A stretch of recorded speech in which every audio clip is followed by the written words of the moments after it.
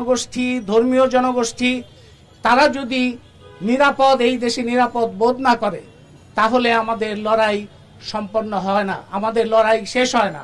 সুতরাং এই লড়াইয়ে সকল পর্যায়ের মানুষকে ঐক্যবদ্ধ করে সেই লড়াইকে জাগ্রত রাখা, অব্যাহত রাখা, সেটাই হচ্ছে আমাদের দায়িত্ব। আজকে যারা ক্ষমতায় আছেন তাদেরকে সুনির্দিষ্টভাবে এই বৈষম্যহীন বাংলাদেশের এই ক্ষেত্রগুলোতে যথাযথ ভূমিকা পালনের জন্য দাবি জানাবো।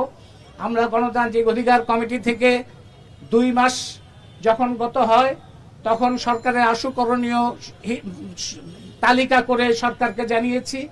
3 মাস পরে তার পর্যালোচনা করেছি। 6 মাস পরে আমরা আবারও পর্যালোচনা করব। চট্টগ্রামে যে সাম্প্রদায়িক সহিংসতা তৈরি হয়েছে সেটা নিয়ে আমাদের একটা তদন্ত দল আগামী 23 তারিখ চট্টগ্রাম সফর করবে। আমরা আমাদের দিক থেকে, জনগণের পক্ষ থেকে নজরদারি অব্যাহত রাখব। আমরা মনে করি ভারত এখানে যে আধিপত্য বিস্তার করতে চেষ্টা করছে, সাম্প্রদায়িকতার যে উস্কানি দিচ্ছে, তার বিরুদ্ধে আমাদের সদা জাগ্রত থাকতে হবে। এবং সরকারের সাথে যুক্ত যারা আছেন তাদেরকে বলবো যে ভারতের বিরুদ্ধে হুঙ্কার প্রদানই যথেষ্ট নয়।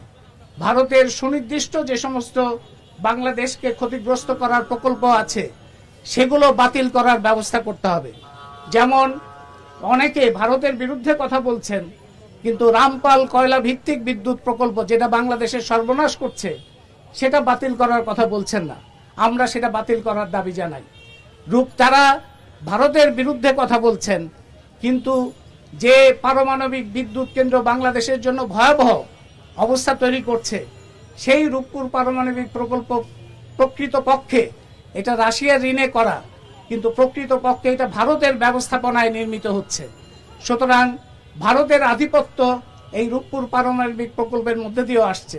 আমরা ভয়াবহ এই ভয়ঙ্কর এই রূপপুর পারমাণবিক বিদ্যুৎ প্রকল্প বাতিল করার দাবি জানাই, সীমান্ত হত্যা বন্ধ করার দাবি জানাই এবং সরকারের কাছে দাবি জানাই বাংলাদেশে যেন কোনো সংখ্যালঘু মানুষ, কোনো শ্রেণীর মানুষ কোনোভাবেই নিপীড়নের শিকার না হয় সেটা নিশ্চিত করা।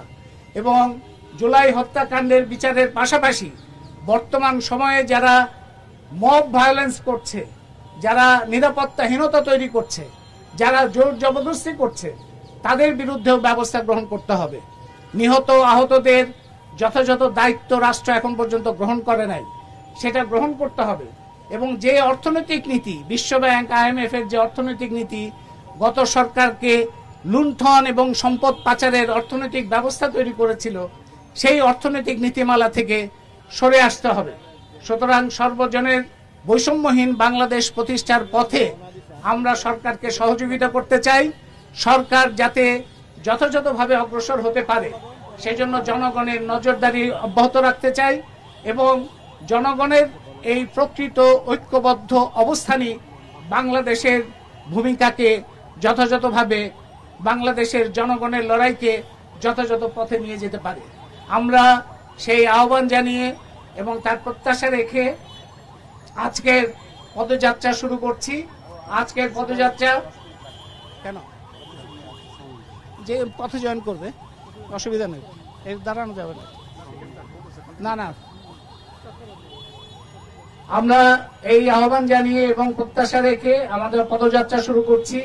আমাদের আরো একাধিক মিছিল আমাদের পথে, আমাদের এই পদযাত্রায় যোগ দিবে।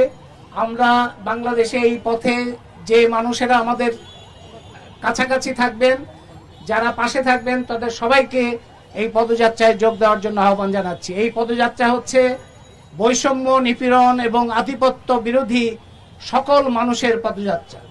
এই পদযাত্রা হচ্ছে বৈষম্যহীন, আধিপত্য মুক্ত, নিপীড়ন মুক্ত বাংলাদেশ প্রতিষ্ঠার পথে যে লড়াই, তার জন্য পদযাত্রা। সুতরাং এটা সর্বজনের লড়াই, সর্বজনের পদযাত্রা। আমরা সবাইকে এই পদযাত্রায় অংশগ্রহণের আহ্বান জানিয়ে এই পদযাত্রা শুরু করার জন্য সবাইকে আহ্বান জানাচ্ছি।